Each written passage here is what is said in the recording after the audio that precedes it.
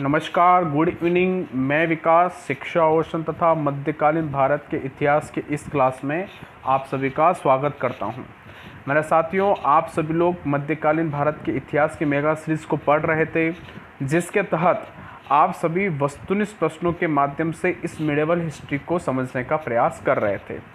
इसी के तहत साथियों, इसी श्रृंखला में हम 6 क्लासेस पढ़ चुके हैं, यानी 6 वीडियो हमारे अपलोड किए जा चुके हैं। और आज की जो क्लास है यह क्लास क्रमांक 7 है, 7वीं क्लास है। और इस 7वीं क्लास में 20 और प्रश्नों के बारे में चर्चा हम आज करने वाले हैं, तो कहीं मत जाइएगा और क्लास को पूरा देखिएगा। तो चलिए क्लास की शुरुआत करते हैं। क्लास की शुरुआत करने से पहले जो मेरे नए साथी हैं जिन्होंने शिक्षा ओशन को सब्सक्राइब नहीं किया है, वे शिक्षा ओशन को सब्सक्राइब कर लीजिए और बेल आइकन को प्रेस कर दीजिए। मेरे साथियों, शिक्षा ओशन का जो यूट्यूब चैनल है यह UPSC, MPPSC, SSC, railway, bank और जितनी भी सेंट्रल और स्टेट गवर्नमेंट की कंपटीशन की एग्ज़ाम होती हैं उन सब परीक्षाओं की तैयारी करवाता है। इसी वजह से आप शिक्षा ओशन को ज़रूर सब्सक्राइब कीजिएगा और बेल आइकन को प्रेस कीजिएगा और साथियों ज़्यादा से ज़्यादा शिक्षा ओशन को शेयर कीजिएगा। मेरे साथियों, शिक्षा ओशन का जो यूट्यूब चैनल है इसकी फेसबुक पेज की link, Instagram channel, Telegram channel और ब्लॉग, इन सब की लिंक हमने इस वीडियो के डिस्क्रिप्शन में डाल दी हैं। तो आप हमारे फेसबुक पेज को लाइक करने के लिए डिस्क्रिप्शन में दी गई लिंक पर जाइए और फेसबुक पेज को लाइक कीजिए, इंस्टाग्राम चैनल को फॉलो कीजिए, टेलीग्राम चैनल को ज्वाइन कीजिए और साथियों हमारे शिक्षा ओशन के ब्लॉग पर ज़रूर विजिट कीजिएगा, क्योंकि यहाँ पर हम सारी क्लासेस के PDF आप लोगों को प्रोवाइड करवाते हैं। तो ज़रूर आप हमारे ब्लॉग का विजिट कीजिएगा, जिसकी लिंक इस वीडियो के डिस्क्रिप्शन में डाल दी गई है। तो मेरे साथियों, मध्यकालीन भारत का इतिहास 6 क्लासेस हमारी कंप्लीट हो चुकी हैं और आज की जो क्लासेस हैं यह 7वीं क्लास है। चलिए जी क्लास की शुरुआत करते हैं। क्लास की शुरुआत करने से पहले आप सभी लोग इस क्लास को लाइक कर दीजिए और क्लास को शेयर कर दीजिएगा साथियों, ज़्यादा से ज़्यादा। आइए जानते हैं आज की क्लास में पहला क्वेश्चन क्या कहता है। मेरे साथियों, पहला क्वेश्चन कहता है, प्रश्न क्रमांक 121 की विक्रमपुरी और विजयपुरी किस राजा की राजधानियाँ थी। विक्रमपुरी और विजयपुरी किस राजा की राजधानियाँ थी। तो ऑप्शन ए है सामंत सेन, ऑप्शन बी है विजय सेन, ऑप्शन सी है गोविंद पाल और ऑप्शन डी है जयपाल। तो साथियों, किस राजा की विक्रमपुरी और विजयपुरी आपकी राजधानियाँ रही हैं। तो मेरे साथियों, ऑप्शन के रूप में ए वाला ऑप्शन सामंत सेन के रूप में है, ऑप्शन बी है विजय सेन के रूप में, जबकि ऑप्शन सी है गोविंद पाल के रूप में और ऑप्शन डी है जयपाल के रूप में। तो साथियों याद रखिएगा आप लोग कि इसका राइट आंसर होगा विजय सेन। विजय सेन एक आपका सेन वंशी राजा था, जो कि आपके बंगाल का एक प्रमुख राजवंश था। उस सेन वंशी राजवंश का एक राजा नाम है विजय सेन। उसकी 2 राजधानियाँ थी, कौन कौन सी, विक्रमपुरी और विजयपुरी। ठीक है, तो प्रश्न क्रमांक 121 का राइट आंसर हो जाएगा बी वाला विजय सेन। चलिए साथियों, अब जरा अगले प्रश्न की चर्चा करेंगे, प्रश्न क्रमांक 122। अब प्रश्न क्रमांक 122 क्या कहता है। प्रश्न क्रमांक 122 कह रहा है कि गढ़वाल वंश की स्थापना किसने की। मेरे साथियों, आप सभी लोग प्रश्न का उत्तर देने का प्रयास कीजिएगा। प्रश्न क्रमांक 122 कहता है कि गढ़वाल वंश की स्थापना किसने की। तो ऑप्शन ए है चंद्रदेव, ऑप्शन बी है गोविंद चंद्र, ऑप्शन सी है जयचंद और ऑप्शन डी है विपुल चंद। किसने गढ़वाल वंश की स्थापना की थी। तो मेरे साथियों, गढ़वाल वंश एक कन्नौज का एक प्रमुख राजवंश है। ठीक है, और यह राजवंश की स्थापना जो है यह की गई थी आपके चंद्रदेव के द्वारा। चंद्रदेव जो थे, इन चंद्रदेव ने आपके गढ़वाल वंश की स्थापना की थी। तो प्रश्न क्रमांक 122 का राइट आंसर हो जाएगा ए वाला चंद्रदेव। ठीक है मेरे साथियों, चले जी मित्रों, अब जरा अगले प्रश्न की चर्चा करेंगे।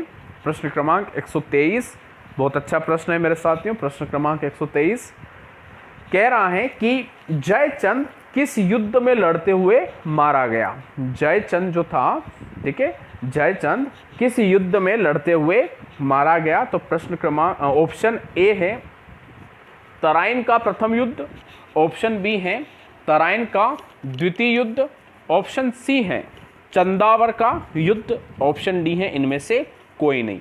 तो मेरे साथियों तुरंत आप सभी लोग इस प्रश्न का उत्तर दीजिएगा कि जयचंद जो था यह किस युद्ध में लड़ते हुए मारा गया था? कि क्या यह तराइन के प्रथम युद्ध में लड़ते हुए मारा गया था, या तराइन के दूसरे युद्ध में लड़ते हुए मारा गया था, या ये चंदावर के युद्ध में मारा गया, या इनमें से कोई नहीं? तो मेरे साथियों आप सभी लोग इस प्रश्न का उत्तर देने का प्रयास करेंगे। इतने में मैं आप लोगों को बता दूं कि जयचंद और मोहम्मद गोरी जो हैं, मोहम्मद गोरी के बीच में और जयचंद के बीच में युद्ध हुआ था, और यह युद्ध हुआ था 1194, ठीक है। 1194 को आपके जयचंद और मोहम्मद गोरी के बीच में युद्ध हुआ, और परिणाम स्वरूप मोहम्मद गोरी जीत गया और जयचंद उस युद्ध में हार के मारा गया था, ठीक है। यहाँ पर जयचंद की मृत्यु हो गई थी मोहम्मद गोरी के हाथों से। तो प्रश्न यही है कि अब यह युद्ध कौन सा था जो 1194 में लड़ा गया? क्या यह तराइन का प्रथम युद्ध था, या तराइन का द्वितीय युद्ध, या चंदावर का युद्ध था, या इनमें से कोई नहीं? तो मेरे साथियों आप लोग याद रखिएगा कि यह जो युद्ध है यह था चंदावर का युद्ध, ठीक है। इसी चंदावर के युद्ध में जयचंद मोहम्मद गोरी के हाथों से हारा और मारा गया था। तो प्रश्न क्रमांक 123 का राइट आंसर हो जाएगा सी वाला, चंदावर का युद्ध। चलिए साथियों अब जरा अगले प्रश्न की चर्चा करते हैं। अगला प्रश्न क्या कहता है? प्रश्न क्रमांक 124। मेरे साथियों आप सभी लोग क्लास को लाइक जरूर कीजिएगा और ज्यादा से ज्यादा शेयर कीजिएगा, ठीक है। और शिक्षा ओशन को सब्सक्राइब करना बिल्कुल मत भूलिएगा। प्रश्न क्रमांक 124, पेशवा बाजीराव ने किस राजपूत राजा की मदद की? पेशवा बाजीराव जो थे इन्होंने किस राजपूत राजा की मदद की थी? तो ऑप्शन ए है छत्रसाल, ऑप्शन बी है सवाई जय सिंह, और ऑप्शन सी है जय सिंह, और ऑप्शन डी है इनमें से कोई नहीं। तो सभी स्टूडेंट से मैं इस प्रश्न की उत्तर की आशा करूंगा। आप सभी लोग बताइएगा कि पेशवा जो बाजीराव थे, इन पेशवा बाजीराव ने किस राजपूत राजा की मदद की थी? क्या वे छत्रसाल थे, या वे सवाई जय सिंह थे, या सिर्फ जय सिंह थे, या इनमें से कोई नहीं? तो जल्दी से आप सभी लोग इस प्रश्न का उत्तर दीजिएगा।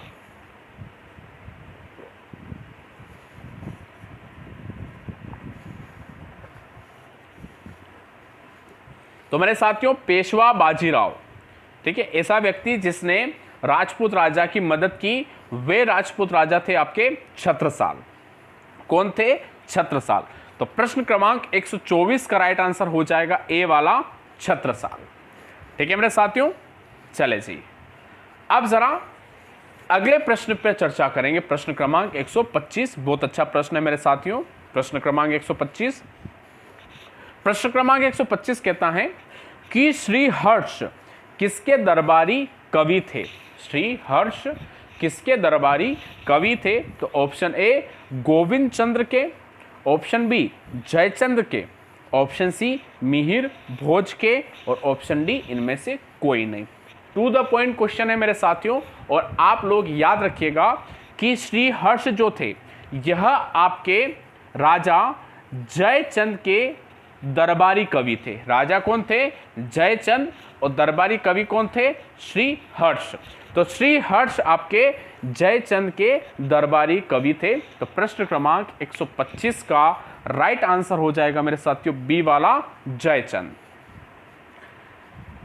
चले मित्रों अब जरा अगले प्रश्न की चर्चा करेंगे। प्रश्न क्रमांक 126। प्रश्न क्रमांक 126 क्या कहता है, जरा उसकी चर्चा हम कर लेते हैं।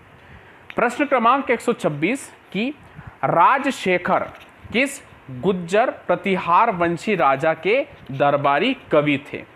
प्रश्न क्रमांक 126 क्या कहता है कि राजशेखर किस गुज्जर प्रतिहार वंशी राजा के दरबारी कवि थे? तो ऑप्शन ए है महेंद्र पाल प्रथम, ऑप्शन बी है मेरे साथियों मिहिर भोज, ऑप्शन सी है नाग भट्ट और ऑप्शन डी है इनमें से कोई नहीं। तो उन कवि का नाम है मेरे साथियों राजशेखर, और प्रश्न हमसे यही पूछा गया कि भैया एक वंश है जिसका नाम है गुर्जर प्रतिहार वंश। तो इस गुर्जर प्रतिहार वंश जो है इसके वह कौन से राजा थे जिसके राज दरबारी आपके राजशेखर थे। तो ऑप्शन के रूप में हमसे पूछा जा रहा है महेंद्र पाल प्रथम के रूप में, ऑप्शन बी है मिहिर भोज के रूप में, ऑप्शन सी है नाग भट्ट के रूप में और ऑप्शन डी है इनमें से कोई नहीं। तो मेरे साथियों याद रखिएगा वे आपके दरबार राजा थे महेंद्र पाल प्रथम। महेंद्र पाल प्रथम के ही दरबारी कवि आपके राजशेखर थे और इन्हीं राजशेखर ने एक विश्व प्रसिद्ध रचना की जिसका नाम है काव्य मीमांसा। काव्य मीमांसा के रचयिता राजशेखर है, याद रखिएगा, ठीक है। बहुत सी बार परीक्षा में पूछा जाता है कि काव्य मीमांसा किसकी रचना है, तो काव्य मीमांसा महेंद्र पाल प्रथम की रचना है। तो प्रश्न क्रमांक 126 का राइट आंसर हो जाएगा ए वाला महेंद्र पाल प्रथम, ठीक है मेरे साथियों। आइए साथियों जरा अगले प्रश्न की चर्चा करेंगे, प्रश्न क्रमांक 127। प्रश्न क्रमांक 127 की जाटों का प्लेटो किसे कहा जाता। बहुत अच्छा प्रश्न है साथियों और बहुत सी बार परीक्षा में पूछा गया। जाट एक जाति है, इन जाटों का प्लेटो किसे कहा गया है, यह उपमा दी गई है। तो ऑप्शन ए है सूरजमल, ऑप्शन बी है जवाहर सिंह, ऑप्शन सी है गोकुला और ऑप्शन डी है राजा राम। तो जाटों का प्लेटो किसे कहा गया है मेरे साथियों, ठीक है। तो ऑप्शन ए के रूप में Surajmal, option B Jawahar Singh, option C Gokula और ऑप्शन डी राजा राम। तो मेरे साथियों आप सभी लोग याद रखेंगे कि जाटों का प्लेटो कहा गया है आपके सूरजमल को, राजा सूरजमल को जाटों का प्लेटो यानी अफलातून कहा गया है। जाटों का अफलातून या जाटों का प्लेटो कहा गया है आपके सूरजमल को।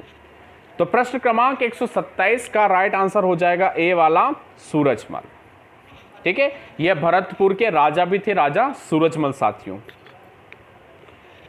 आइए जरा अगले प्रश्न की चर्चा करेंगे, प्रश्न क्रमांक 128। बहुत अच्छा प्रश्न है मेरे साथियों। प्रश्न क्रमांक 128 क्या कहता है कि गोकुला जाट ने औरंगजेब के खिलाफ विद्रोह कहाँ किया था। तो मेरे साथियों बात कुछ ऐसी है कि एक जाट व्यक्ति है, जमींदार है, जाट जमींदार, जिसका नाम है गोकुला जाट, ठीक है। तो इस गोकुला जाट ने मुगल बादशाह औरंगजेब उसके खिलाफ विद्रोह किया था, ठीक है। अब प्रश्न उठता है विद्रोह क्यों किया, तो वह बात सुनिएगा। औरंगजेब ने अनेक हिंदू मंदिरों को नष्ट करवाया था और आपके जो हिंदू महिलाएं हैं उनको अपमानित किया था। तो इसी से आक्रोशित होकर जाट समुदाय के जो लोग हैं उन्होंने गोकुला जाट के नेतृत्व में औरंगजेब के खिलाफ विद्रोह किया। मेरे साथियों इस विद्रोह को दबा दिया था औरंगजेब के द्वारा, किंतु फिर भी यह इतिहास के पन्नों में लिखा गया था, ठीक है। तो अब प्रश्न यही है कि ये जो गोकुला जाट ने जो औरंगजेब के खिलाफ विद्रोह किया था, यह जो विद्रोह है यह विद्रोह किस शहर में किया गया था। तो option A Mathura, option B Agra, option C Delhi और ऑप्शन डी है अजमेर। तो मेरे साथियों आप सभी लोग अच्छे से याद रखिएगा, राइट आंसर होगा इसका मथुरा, ठीक है। मथुरा में आपके गोकुला जाट के द्वारा औरंगजेब के खिलाफ विद्रोह किया गया था। तो प्रश्न क्रमांक 128 का राइट आंसर हो जाएगा ए वाला मथुरा। आइए साथियों जरा अगले प्रश्न की चर्चा करते हैं। प्रश्न क्रमांक 129 क्या कहता है, प्रश्न क्रमांक 129 उसके बारे में चर्चा कर लेते हैं। प्रश्न क्रमांक 129 कहता है कि अरबों ने सिंध पर पहला आक्रमण कब किया। अरबों ने सिंध पर पहला आक्रमण कब किया।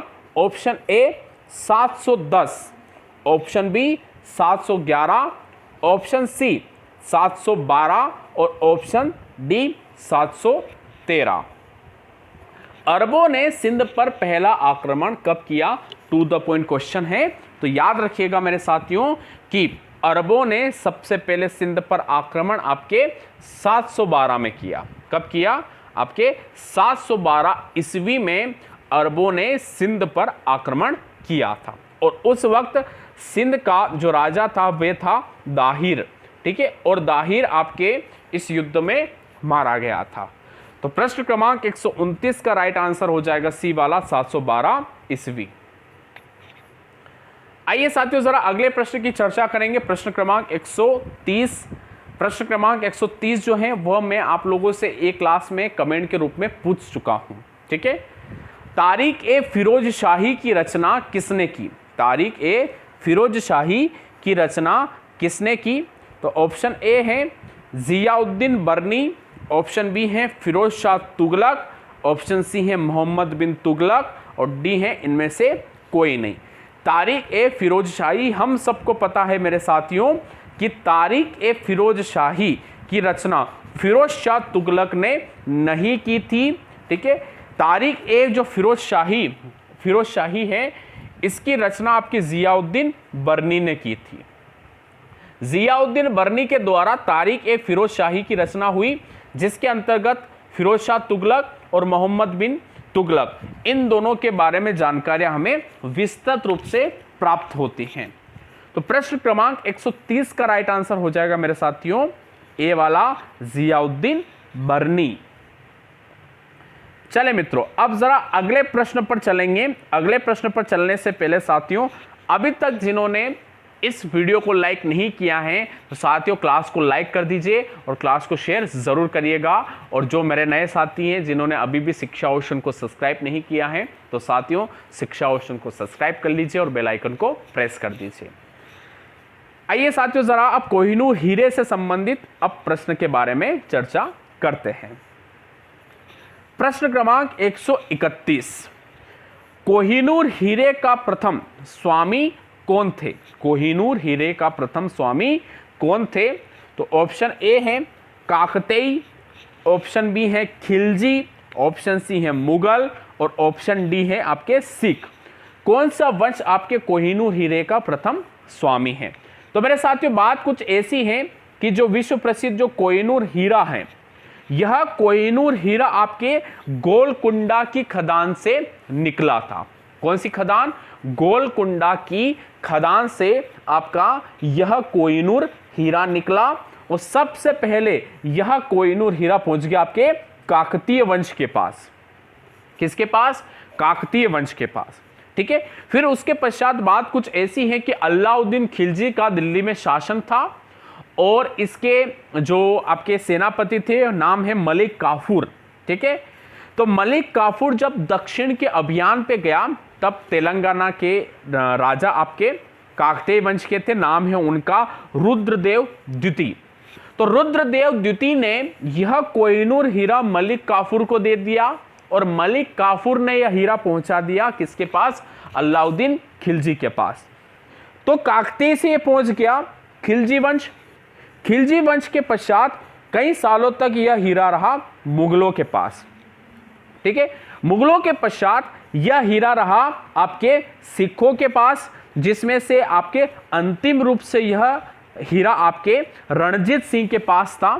सिख रणजीत सिंह के पास आपके यह हीरा था और फिर उसके पश्चात मेरे साथियों रणजीत सिंह से यह हीरा चला गया आपके अंग्रेजों के पास और वर्तमान में ये ब्रिटेन में स्थित है, ठीक है। ब्रिटेन का जो क्राउन है उस क्राउन यानी ताज में यह कोहिनूर हीरा जड़ा हुआ है। तो मेरे साथियों कोहिनूर हीरे का प्रथम जो स्वामी है वह आपका कौन है? काकतीय वंश है, याद रखिएगा। गोलकुंडा की खदान रुद्रदेव द्वितीय, ठीक है, ठीक है मेरे साथियों। तो प्रश्न क्रमांक 131 का राइट आंसर हो जाएगा ए वाला काकतीय वंश। आइए साथियों जरा अगले प्रश्न के बारे में चर्चा करेंगे। प्रश्न क्रमांक 132 टू द पॉइंट क्वेश्चन है कि महजरनामा महजरनामा किसने तैयार करवाया था? महजरनामा किसने तैयार करवाया था? ठीक है, तो मैं आपको बता दूं साथियों कि महजरनामे की जो रचना है, ठीक है, यह शेख मुबारक की है। किसकी है? शेख मुबारक। शेख मुबारक ने तैयार किया था महजरनामा। और इसको तैयार किसने करवाया? तो ऑप्शन ए है अकबर, ऑप्शन बी है मेरे साथियों जहांगीर, ऑप्शन सी है शाहजहां, ऑप्शन डी है औरंगजेब। ठीक है, तो महजरनामा किसने तैयार करवाया था? तो मेरे साथियों याद रखिएगा, महजरनामा जो है यह आपके अकबर के द्वारा तैयार करवाया गया था। किसके द्वारा साथियों? अकबर के द्वारा। तो प्रश्न क्रमांक 132 का राइट आंसर हो जाएगा ए वाला अकबर। ठीक है मित्रों, चले जी मेरे साथियों, अब जरा अगले प्रश्न की चर्चा करेंगे। प्रश्न क्रमांक 133 बहुत अच्छा प्रश्न है मेरे साथियों, एक उपाधि से संबंधित प्रश्न है और इस प्रश्न का उत्तर तो आप लोग ही देंगे। जरा मैं भी तो देखूं कि आप लोग इस प्रश्न का उत्तर देते हैं या नहीं। तो प्रश्न क्रमांक 133 कहता है कि सिकंदर ए सानी की उपाधि किसने धारण की? सिकंदर ए सानी की उपाधि किसने धारण की? तो ऑप्शन ए है अलाउद्दीन खिलजी, ऑप्शन बी है फिरोज शाह तुगलक, ऑप्शन सी है गयासुद्दीन तुगलक, ऑप्शन डी है जलालुद्दीन फिरोज। तो बताइएगा सिकंदर ए साहनी की उपाधि किसने धारण की थी?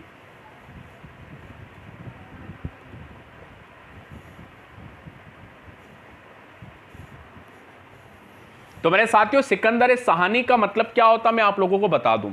सिकंदर ए साहनी का मतलब होता है दूसरा अलेक्जेंडर, दूसरा अलेक्जेंडर, दूसरा सिकंदर नामक उपाधि आपके अलाउद्दीन खिलजी के द्वारा धारण की गई थी। तो याद रखिएगा सिकंदर ए साहनी की उपाधि किसने धारण की?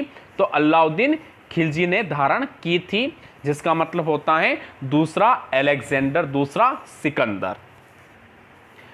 अगले प्रश्न की चर्चा करेंगे। प्रश्न क्रमांक 134 बहुत अच्छा प्रश्न है और आप में से सारे स्टूडेंट को इस प्रश्न का उत्तर भी पता है। टू द पॉइंट क्वेश्चन और टू द पॉइंट इसका आंसर।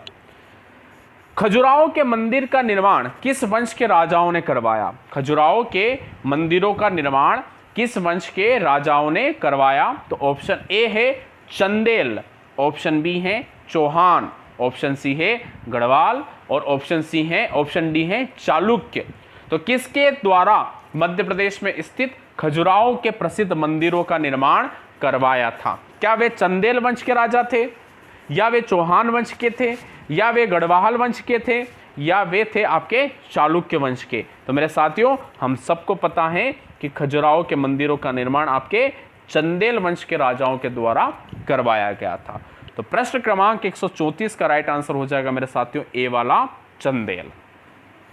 ठीक है मित्रों, चले साथियों अब जरा अगले प्रश्न पर चलेंगे। बहुत अच्छा प्रश्न है मेरे साथियों कि भारत में पहली बार मंगोलों के प्रवेश के समय दिल्ली का शासन किसका था? ठीक है, दिल्ली पर शासन किसका था? प्रश्न क्या पूछा जा रहा है कि जब मंगोल भारत में प्रवेश कर रहे थे, यानी मंगोल का भारत में प्रवेश हुआ या भारत पर आक्रमण हुआ, उस वक्त दिल्ली के ऊपर शासन किसका था? क्या दिल्ली के राज सिंहासन पर या राजगद्दी पर रजिया सुल्तान बैठी हुई थी, या कुतुबुद्दीन ऐबक का शासन था, या पूरा शासन आपके इल्तुतमिश का था, या बलबन राज सिंहासन पर विराजमान था? तो जब मंगोलों का प्रवेश भारत में हुआ तब आपके भारत का शासक कौन था, दिल्ली का शासक कौन था? तो ये हमसे पूछा गया है। तो मेरे साथियों बहुत अच्छा प्रश्न है, अनेकों बार परीक्षा में पूछा जाता है। तो आपको याद रखना है इल्तुतमिश। राइट आंसर क्या होगा? इल्तुतमिश गुलाम वंश का शासन था और सुल्तान बादशाह था आपका कौन? इल्तुतमिश। सुल्तान कौन था? इल्तुतमिश। ठीक है, राइट आंसर 135 का सी वाला। चले साथियों अब जरा अगला प्रश्न, प्रश्न क्रमांक 136। प्रश्न क्रमांक 136 क्या कहता है मेरे साथियों की बात है अब्दुल हमीद लाहौरी। अब्दुल हमीद लाहौरी द्वारा लिखित पादशाहनामा किस राजा के राज्य के बारे में रचना है? अब्दुल हमीद लाहौरी द्वारा एक पादशाहनामा एक पुस्तक है, उस पुस्तक में किस राज्य के राजा के बारे में वर्णन है? तो ऑप्शन ए है अकबर, ऑप्शन बी है जहांगीर, ऑप्शन सी है औरंगजेब और ऑप्शन डी है शाहजहां। तो किसके शासन के बारे में पातशाही में वर्णन किया गया है? जो लिखी गई है अब्दुल हमीद लाहौरी के द्वारा।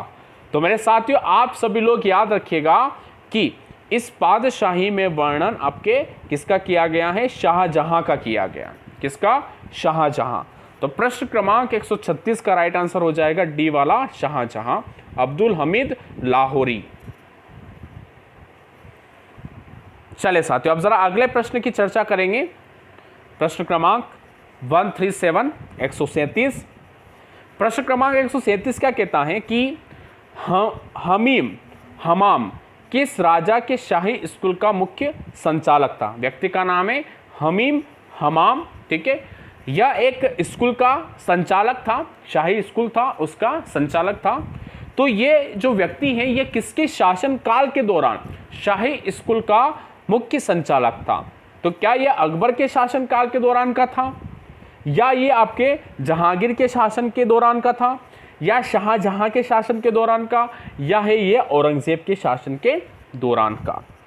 किस शासन के दौरान में आपके हमाम आपका शाही स्कूल का मुख्य संचालक था? तो साथियों, मेरे साथियों, आप सभी लोग याद रखिएगा कि अकबर वह बादशाह था जिसके समय शाही स्कूल का मुख्य जो संचालक था, जिसका नाम है हमाम, वह मुख्य संचालक था। ठीक है साथियों, तो प्रश्न क्रमांक 137 यानी 137 का राइट आंसर हो जाएगा मेरे साथियों ए वाला, अकबर। मेरे साथियों याद रखिएगा, हमें आज रात 10 बजे लाइव रहना है। ठीक है, मैं लाइव आधुनिक भारत के इतिहास को पढ़ाऊंगा, ठीक है, जिसमें क्रांतिकारी आंदोलन का प्रथम चरण पढ़ेंगे। बहुत अच्छी क्लास होने वाली है, तो सारे स्टूडेंट क्लास में उपस्थित होंगे और क्लास में उपस्थित होने से पहले ही उस क्लास को हर जगह शेयर कर देंगे। सारे स्टूडेंट क्लास को शेयर करेंगे, ठीक है। तो याद रखिएगा, रात को 10 बजे हमें लाइव पढ़ेंगे आधुनिक भारत के इतिहास को, और उसमें पढ़ेंगे क्रांतिकारी आंदोलन का प्रथम चरण। चलिए साथियों, जरा अगले प्रश्न की चर्चा करेंगे। प्रश्न क्रमांक 138। प्रश्न क्रमांक 138 कहता है कि कुछ दिनों पर यानी कुछ दिन के लिए पशु हत्या के लिए किसने बैन लगाया था? यानी किस राजा ने कुछ दिन के लिए पशु हत्या पर प्रतिबंध लगाया था? तो ऑप्शन ए है अकबर, ऑप्शन बी है जहांगीर, ऑप्शन सी है शाहजहां और ऑप्शन डी है औरंगजेब। तो मेरे साथियों, टू द पॉइंट क्वेश्चन है, तो आप लोग याद रखिएगा कि कुछ दिनों के लिए अकबर ने अपने राज्य में, अपने शासनकाल के दौरान अपने राज्य में पशु हत्या पर रोक लगा दी थी। तो प्रश्न क्रमांक 138 का राइट आंसर हो जाएगा ए वाला, राजा अकबर, बादशाह अकबर। चले साथियों, अब जरा प्रश्न क्रमांक 139 139 के बारे में चर्चा करते हैं। क्या कहता है प्रश्न क्रमांक 139? प्रश्न क्रमांक 139 कहता है कि उस्ताद ईसा किस इमारत से संबंधित था? उस्ताद ईसा किस इमारत से संबंधित था? तो मैं आपको बता दूं कि उस्ताद ईसा एक आर्किटेक्ट था, ठीक है, आर्किटेक्ट एक था ये उस्ताद ईसा। तो प्रश्न ये है कि इस उस्ताद ईसा ने किस बिल्डिंग का डिजाइन दिया था? तो ऑप्शन ए है लाल किला, ऑप्शन बी है ताजमहल, ऑप्शन सी है कुतुब मीनार और ऑप्शन डी है 2.5 दिन का झोपड़ा। तो मेरे साथियों याद रखिएगा कि उस्ताद ईसा जो है, ठीक है, यह उस्ताद ईसा ने संबंधित हैं आपके ताजमहल से, ठीक है। किससे संबंधित हैं? ताजमहल से। यह मुख्य आर्किटेक्ट माना जाता है ताजमहल का उस्ताद ईसा। तो प्रश्न क्रमांक 139 का राइट आंसर हो जाएगा बी वाला, ताजमहल मेरे साथियों।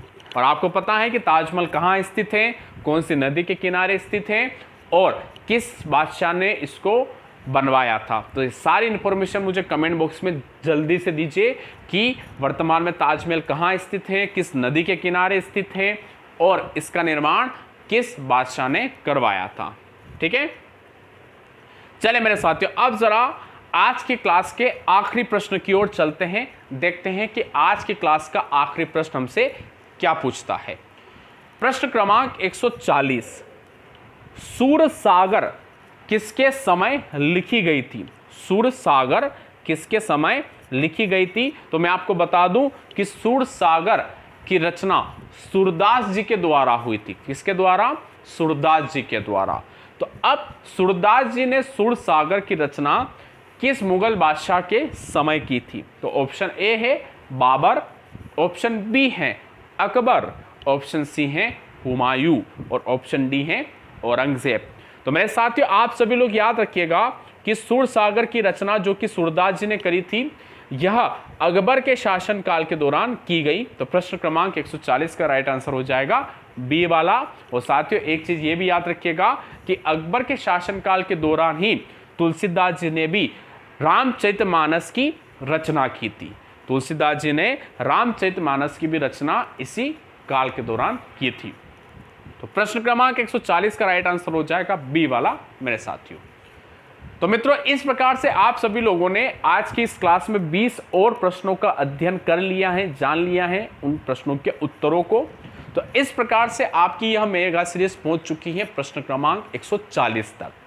तो मेरे साथियों, अगर यह प्रयास अच्छा लगा हो तो इस प्रयास को लाइक जरूर कीजिएगा और ज़्यादा से ज़्यादा शेयर कीजिएगा। मेरे साथियों, अब मुलाकात करते हैं पर रात को 10 बजे, जहां पर मैं रहूंगा लाइव और हम पढ़ेंगे आधुनिक भारत के इतिहास को। और इस आधुनिक भारत के इतिहास के अंतर्गत हमें पढ़ना है क्रांतिकारी आंदोलन का प्रथम चरण। तो मेरे साथियों, सभी लोग 10 बजे उपस्थित हो जाना। इतने में आप सभी लोगों से मैं विदा चाहता हूं। अब मुलाकात करूंगा मैं रात को 10 बजे लाइव। आप सभी का बहुत बहुत धन्यवाद।